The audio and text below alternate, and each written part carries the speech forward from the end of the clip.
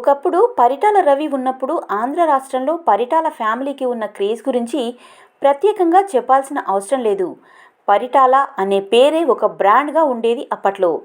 అనంతపురంలో పరిటాల కుటుంబం చాలా స్ట్రాంగ్. ఇక పెనుగొండ, రాప్తాడు, ధర్మవరం నియోజకవర్గంలో అయితే వారికి తిరుగులేదు. జేసీ కుటుంబం ఎలాంటిదో అంతకు మించిన పేరు ప్రఖ్యాతులు పరిటాల కుటుంబం సొంతం. కానీ ప్రస్తుతం ఆ పరిస్థితి లేకుండా పోయింది. 2019 ఎన్నికల్లో చంద్రబాబు పరిటాల కుటుంబానికి 2 సీట్లు ఇచ్చేందుకు ఒప్పుకోలేదు. దీంతో తప్పనిసరి పరిస్థితుల్లో 3 సార్లు ఎమ్మెల్యేగా ఎన్నికైన సునీత తన కొడుకు కోసం ఆమె ఎమ్మెల్యే సీటుని త్యాగం చేసింది. అయితే పరిటాల శ్రీరామ్ ఏకంగా 27,000 ఓట్ల తేడాతో ఓడిపోయారు.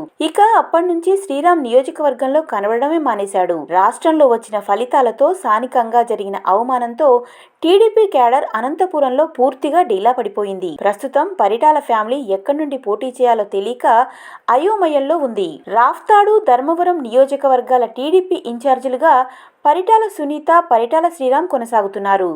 అయితే 2 చోట్ల ఇద్దరిపై భారీ వ్యతిరేకత ఉంది. కార్యకర్తలను పట్టించుకోకపోవడంతోనే ఈ పరిస్థితి నెలకొందని చెబుతున్నారు.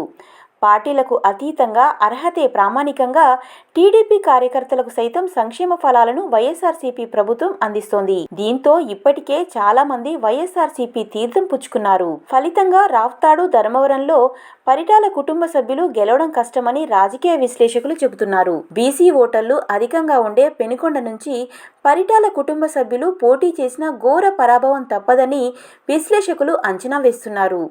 బీసీ కులాలకు చెందిన నిమ్మల కృష్ణప్ప, బీకే పార్థసారథి, సవితమ్మ మధ్య సమన్వయం లేకపోవడం కూడా కారణంగా చెప్పవచ్చు. ముగ్గురి మధ్యలోకి పరిటాల శ్రీరామ్ వస్తే గ్రూపు తగాదాలతో మరోసారి పరాభవం ఖాయమని చెబుతున్నారు.